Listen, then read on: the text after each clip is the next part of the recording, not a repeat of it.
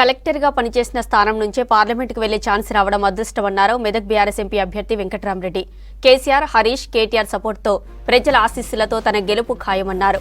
పార్లమెంటులో తెలంగాణ గళం వినిపిస్తానన్నారు వెంకట్రామరెడ్డి. ఇక్కడి సమస్యలకు పరిష్కారం చూపిస్తానన్నారు.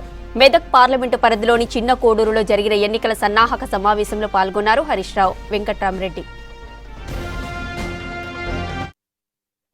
జిల్లా సిద్దిపేట గడ్డ మనదంతా కూడా టీఆర్ఎస్ కంచు కోట.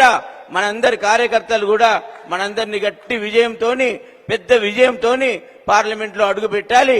మరి కలెక్టర్ గా నువ్వు ఏదైతే పనులు చేశావో, జిల్లాను అర్థం చేసుకున్నావో, ఆ మాదిరిగా గలం విప్పి నువ్వు నీకున్న శక్తిని, యుక్తిని వాడి